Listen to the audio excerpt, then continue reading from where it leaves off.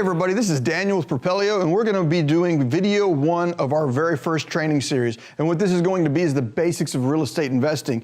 Video 1 here is going to be a little bit of an introduction as to who I am, why I'm standing here at the front of the room, kind of explaining this type of stuff to you. And as we move forward, what I want you to know is essentially the core terminology and thought processes behind a strategy. Like if I came to you and I said something along the lines of, hey, we got a property we just picked up that's going to a trustee sale on Tuesday, and analyzing it, there's not a lot of equity in it, so we may go ahead and take it over subject to, possibly even consider opening up a short sale with it. But based on those, depending on what the market's looking like right now, we may go ahead and keep it as a rental or turn around and sell it on a wrap, depending on if we're in an appreciating or depreciating market cycle in that particular sub-market. If that didn't make a whole lot of sense to you, then this is the first set of videos you're gonna need to watch. So moving forward into this, I'm gonna go ahead and give you a real quick bio as to who I am and why I'm up here. So, a quick background on who I am. At the age of 23 years old, I bought my very first investment property, and I don't know what to say about that other than I did pretty much everything you could possibly do wrong buying a house, and I still came out doing just fine on that. I mean, I didn't have any formal education. I went through and I picked up a couple of books and read them, and I said, hey, you know what? I'm about to be a real estate investor. So quite literally, I was 23 years old. I was on a lunch break at work, and I was driving down a street called Josephine. And on Josephine, what we had was a strip of 27 or 28 townhomes. And when I was going and I saw that garage sale, there were 27, 28 townhomes all available for sale. Every single one of them had a real estate agent sign in the front yard. And I was sitting there and I was looking at it and I was looking at it and I was looking at it, and I remembered all those books that I read about finding distressed properties to buy them, fix them up, and sell them. And I started, seeing that all of them were boarded up. The windows were busted out on it. So I went ahead and called up one of the agents that had their sign sitting in the front yard. His name was Andrew. I'm almost positive his name was Andrew. That was like 10 years ago. But called him up and he said, yeah, I'll help you out. I'll do what I can do. Let's see if we can get you a loan. So I went to my bank, tried to get a loan. At that time, I knew nothing about hard money. I had no clue, what hard money was or anything like that. The books that I read kind of told you theory, but didn't really give you any of the nuts and bolts of how to make one of those transactions work. So I called them up and they went through and did some preliminary processing on it, and it came out that I was approved for up to like $80,000. At that time, I was only making maybe $9 an hour. And I'm all excited. I'm like, $80,000. The house that I was trying to buy was only listed for like $44,000. So I'm like, oh man, this is done. I'm in. So they went ahead and scheduled for a what do you call that? An appraisal. And the appraiser came out to the house. And what I haven't told you is, like I told you, some of these houses were boarded up, but this street was pretty well jacked up. Just about a year prior to that, every single one of those homes went into foreclosure. And every single one of those homes were owned by one investor, but he had them all financed through 27, 28 different banks. So each and every individual bank foreclosed, and it went vacant overnight. And this property was right outside of downtown Dallas. And with it being vacant for over a year, the homeless people moved in, the prostitutes moved in, the drug dealers moved in, and it was a pretty unique area. So I meet the appraiser out there, and I'm 23 years old at the time, and the appraiser probably isn't much older than me. Maybe he's 24 or 25, and I'm all excited about this house. It's got all the copper stolen out of it. It's got all of the plumbing, the electrical gone, the air conditioning system's been stolen, the windows had been busted out. The house next door had caught on fire because when they were stealing the copper, they were using torches.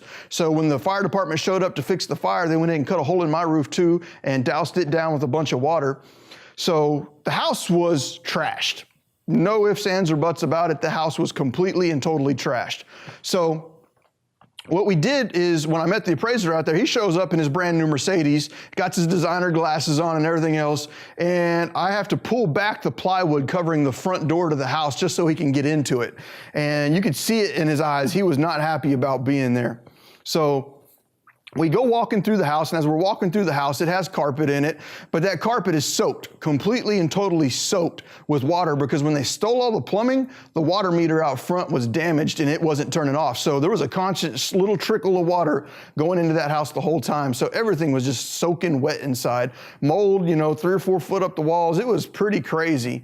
And with all that being said, the appraiser just kind of looked at me, rolled his eyes, and said, You know, what are you going to do with the electrical, the air conditioning, the windows, the hole in the roof, the plumbing, all that type of stuff? You need all that stuff to get a loan. And I was like, oh, that's not a problem. You know, I plan on getting all that fixed. As soon as I buy it, I'm going to fix the electrical, I'm going to fix the plumbing. He's like, no, you got to have all that stuff fixed before you get the loan.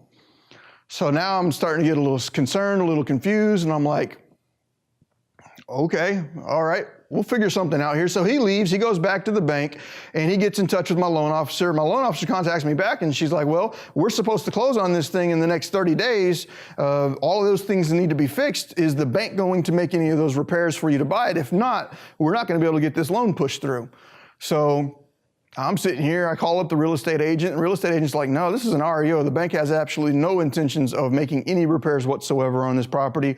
And I'm sitting here like, oh, what do I do next? What do I do next? I really want this property. All the books that I've read have said that this property is the prime opportunity for making income, producing, you know, some money. I'm 23 years old, so I do what any sane, logical person would do. I was living probably about 45 minutes away on the other side of town at the time. I was only making maybe $9 an hour. And I decided, you know what, the best option right now for me to get that house and for me to be able to do it is I went ahead and bailed on my lease, because then I could save the money that I was gonna have to pay for my next month's rent, put all of my furniture into storage, and I moved into an REO that I did not own, REO meaning a foreclosure. I moved into a foreclosure that I did not own, and I lived in the hot water heater closet of that home for the next 30 days.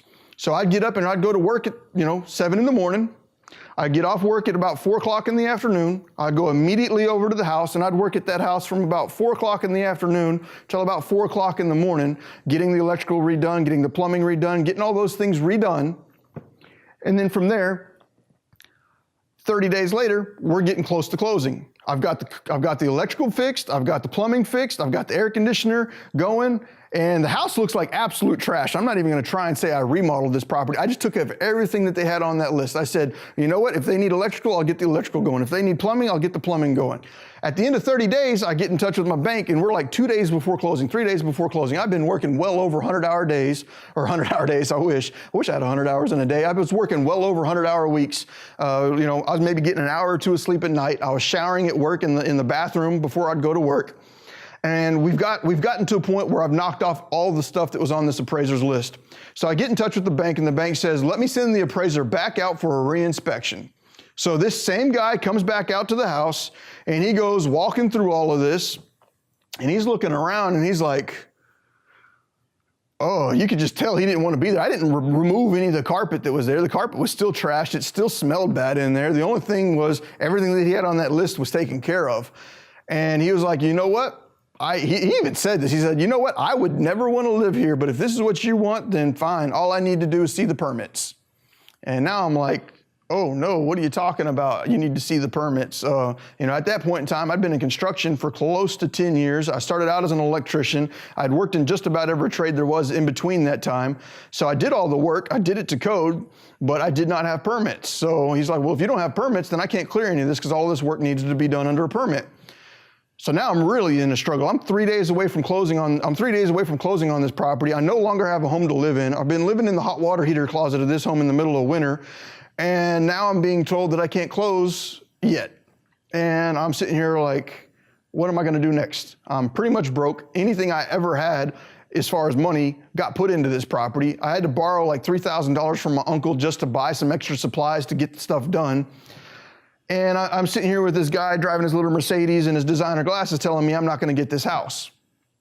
I was not happy, to say the least. So I called my loan officer back, and after 2 or 3, phone calls back and forth, it is pretty much came down to the fact of, well, Daniel, you understood the risk of what you were doing when you did this, and as much as I really wanted to see you succeed, it really looks like this isn't gonna be your opportunity. Now, I could have done what most people would have done, and that would have been just drop my head and walk on and take my loss. But I'm not a big fan of, giving up whenever all options have been exhausted yet. So thinking about it, whenever I first applied to get that loan, I had to hand, her name was Gretchen, I had to hand Gretchen a check for $300 for the appraisal. That was part of the loan process. I paid them $300 to get the appraisal done.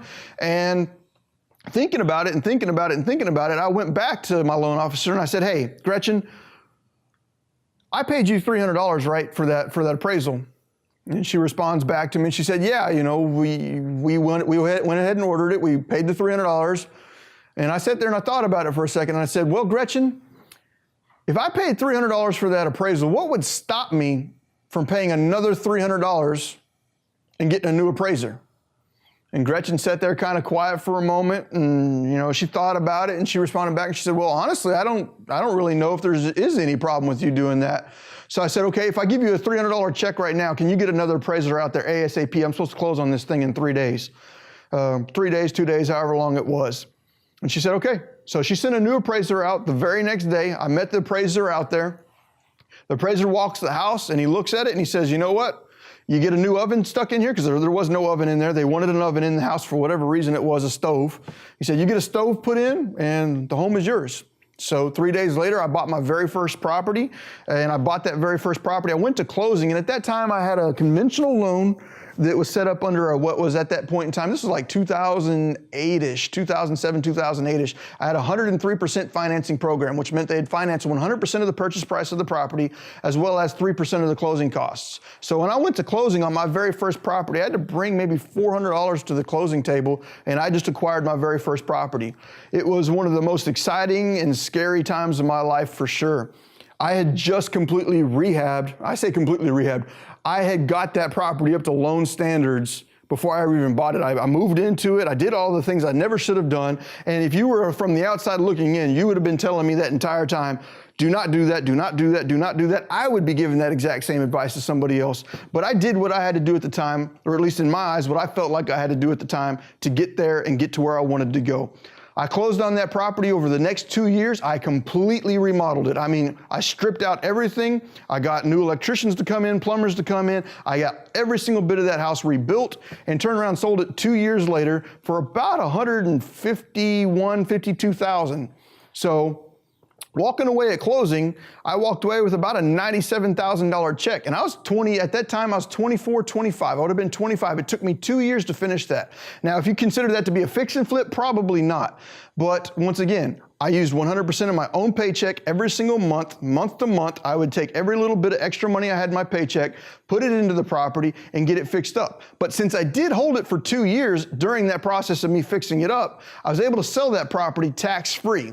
And I didn't say tax-deferred, tax-free. If you hold a property for at least 2 of the last 5 years as your homestead and you live in it, you can sell it without paying any capital gains on it, up to $250,000 or up to $500,000 if you're married. So any of the capital gains that I received off of that property were tax-free. So now at 25 years old, I've got close to $97,000 in my back pocket, which was a stark difference between where I started and where I ended up going. That is how I got started in real estate. I then took that $97,000, rolled it into another property. It took me less than a year to do it. I built on a 2-car garage addition and a 400 square foot master bathroom. I built onto that property, turned around, flipped it, made about $40,000 on it. So now I've got about 140 grand in the bank. Roll it into 2 more. I've made it up to now I'm about up to 200 grand in less than about a year and a half after selling that initial property. I've about got 200 grand sitting in the bank. I'm like 26 years old or so. At 26 years old, I got into property number 4 or 5, and I lost a pretty good chunk of change. I bought the wrong property at the wrong time in the wrong place. This was right in the middle of about 2000, I'd say 9-ish, right at the peak of what was going on as the financial crisis. And I didn't even know all that was going on. I was extremely uneducated, but even with that being said, I'm still out there. I've doubled up my money in less than a year and a half. Without any knowledge or anything else. Like I said, I read a couple of books and I went through and I did this. I get a hold of property number 5, wrong property, wrong place, wrong time. Hold on to it for almost a year trying to sell it. And by the time I finally sold it, I sold it and I took a pretty good chunk of change loss. That was not a good time. So I did what I historically done at that point in time is whenever I wanted to learn something new, I'd go pick up a book and I'd start reading. I read 5, 6 different books, and one of those books was a book by Robert Kiyosaki. It was co-authored with Donald Trump. It was, I think, I don't directly remember what the name of the book was, but one of the primary topics in the book was purchasing apartment complexes, stabilizing them, and then keeping them for cash flow. Refinancing them out to get your cash out, rolling that cash 1031 exchanged or whatever you needed to do, continue rolling through multifamily apartment complexes to generate cash flow. So, what did I do? I'm 26 years old, never bought an apartment complex in my life. I go out and I try and get an apartment complex under contract. I am still a full-time employee at this time. Still a full-time employee, flipping on the side. I actually get an 83-unit apartment complex under contract. I sourced a key principal. I got all that put through, and I start going through my due diligence on it. I got my earnest money in. I got my option money in. I've got all that going through. I got an 83-unit apartment complex. Get really close to closing on it. And my key principal started getting some cold feet and backed out on me. Key principal backing out on me completely and totally shut down that transaction. There was nothing I could really do to move forward from there. So I went off of a loss on a single family home and moved it into a loss on a multifamily complex. And I was starting to really start getting down, like, I've just lost 2 really big chunks of change back to back. And I started seeking out some mentorships. And like I'd mentioned before, I'd read Robert Kiyosaki's book that he co-authored with Donald Trump. And I've since then read many more books written by Robert Kiyosaki, one of them being Real Estate Advantages, a definite go-getter book. If you got a chance to pick up Robert Kiyosaki's Real Estate Advantages, a phenomenal book. But I read that book and it really inspired me to do some other things and start thinking about some things differently. And through reading that book, what happened was the next step I took was, let me rewind that back. Let me think here. I lost train of thought. But yeah, I heard an ad come on the radio, and it was, Robert Kiyosaki's Rich Dad Education's coming to town, and if you would be interested in learning from his team, his group of advisors, come on out for our free seminar, our free workshop. I go there, I go through this free seminar, I end up going through all of it, and I end up actually signing up with Rich Dad Education. That right there was a big life changer for me. I mean, I got exposed to all kinds of formal education. I got exposed to many different strategies I'd never heard of. I started understanding what subject to was, or wraps, or short sales, or all the stuff that I'd never really been exposed to before. Prior to that, all I'd ever done was buy properties on the MLS, put some funds into them, and then turn around and sell them for profit. That's all I'd ever done. I didn't even understand what wholesaling was at that time. So I go through there. I'm now about 27 years old, and after being there for maybe 2 or 3 months, I made the decision. I said, you know what? I want to be a real estate investor. I want to change my life. And the only way for me to do that is to go all in on it. There was no way I was going to be a full-time real estate investor and a full-time employee. So I just backed up and I said, you know what? It's time to quit my job. I quit my job, restructured my finances, started buying up mobile homes, cash flowing mobile homes on notes, used the cash flow from the mobile homes to overcome my monthly expenses. And I was able to financially retire myself in close to 6 months.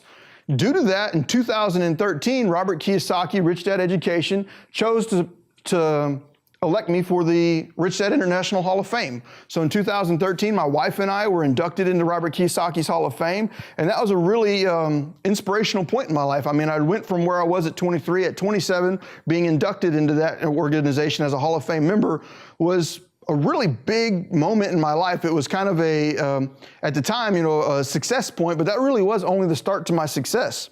Since then, I've completed well over a couple hundred transactions, at least somewhere between 100 to 200, possibly even 200 plus. I don't have all of that caught up in the back of my head, but that ranges from subject twos, wraps, shorts, pre-foreclosures, probates, new construction projects. I'm in the process right now of due diligence on a multi-million-dollar commercial project. I have a fairly vast experience in just multiple different transactions when it comes down to real estate. And with that being said, I mean, if you're here looking for a well-polished presenter wearing a suit and tie, if you want that, go to the guy that's selling the $50,000 training package. I'm here in a t-shirt and a pair of jeans, and guess what? Out of the 100 to 200 properties that I put under contract, every single one of them I showed up in t-shirt and jeans. I never once wore a tie. I'm not going to stand here and wear a tie in front of you. I'm not here trying to impress you. I'm here trying to show you some of the things that you can do in real estate to get further and faster. So with all that being said, in 2014, I co-founded this company right here, Propelio, with my business partner, Nate Worcester. And what we are here to do is to help other real estate investors do exactly that, go further and faster. So as I move on to the next slide, what we're going to look at is what should you expect from this training program as we move forward. So in this first series of videos, what we're going to be discussing are the basic strategies you use, such as wholesales, lease options, rehabs, rentals, sub-2 wraps, shorts, auctions, those types of things. We're going to go through the basics of each and every one of those. So as a concept, you understand what they are. The videos coming in after this are going to take each and every one of those concepts and break them down into granular, actionable steps. So those are coming next. We're also going to be going through how do you get started, like, I have no experience, I have this, I don't have this. Each and every person is different. We're gonna break down kind of who you are, where you're at, and how you should get started in investing. And then moving forward from there, where and when to invest, such as where, as in like, I'm in my marketplace, should I be going for low income rentals? Should I be going for flips in the $1 million range? What should I be doing? And that's gonna depend a lot upon you, your finances, your credit score, all different kinds of things like that. And when I said credit score, do not let that scare you. There are many strategies that you can do with no credit at all. So that was just for some strategies. You may need to bring some credit in there. And then when. When is a really good thing. Like I mentioned, when I first got started investing, I was in like 2008 range, 2007, 8, and 9. And I was doing all that with complete and total clueless to what was going on in the financial markets. It's really important to know when to invest. Are you in an appreciating market? Are you in a depreciating market? Are you in a flat market? You can make money in every single one of those markets. You just need to understand which strategies to use and when. So as an educated investor, you'll make money up, down, or sideways. It doesn't matter. You just need to understand when to invest. We'll also go through how to analyze a property. Am I going to be looking at it for a rental? I'm going to be looking at it for sub 2. Am I going to be looking at it for a flip? How am I going to analyze this property? What am I going to be looking at for offer? What am I going to be looking at for repairs? How long am I going to hold the property? What are the different factors that gauge what I should offer for a property? And then we're going to build out the basics for composing an offer, the primary things you should be considering under contract, and then moving forward and helping you figure out how to find the money for a deal. I know there's a lot of new investors out there that get really caught up on I don't have the money, I don't have the money. There is at least 2 or 3 different strategies off the top of my head that I can think of right now that require absolutely zero money. There is zero money needed. Now, I don't want you get that all confused. I'm not going to sit here and be that guy sitting up here and be like, oh, you can make money in your underwear sitting in your grandma's basement and don't ever have to do a thing. That is the absolute and total opposite of the truth.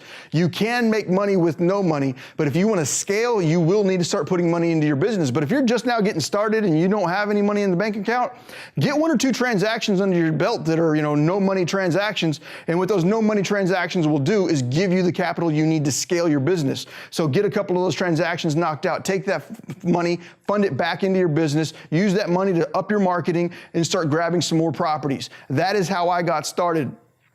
1 property at a time, adding more money to the bank. Add another property, add some more money to the bank. We'll help you find money for the deal, though. Explain to you what a hard money lender is, what private equity is, what private lending is, how to work with people in their IRAs, 401ks, different options for you to source money that you may have not necessarily been thinking about. Most of the time when you're doing this type of investing, it's not going down to Chase, Wells Fargo, or B of A to go out and get a loan. Most of what you're going to be dealing with on this is starting out probably hard money. And then as you become more seasoned, you'll probably start sourcing private money, private equity, IRA, or 401k money, all of which can be done at very favorable terms. So we're going to go through every single bit of that for you. So the next video we're going to have be coming out is going to be the introduction to wholesales, and then steadily moving through those different strategies. After we've broken those down, the very next step coming out after that is to take each and every one of those strategies and boil it down to the very basics of what it needs to be done to take actionable steps. And we'll give you every single bit of that with it.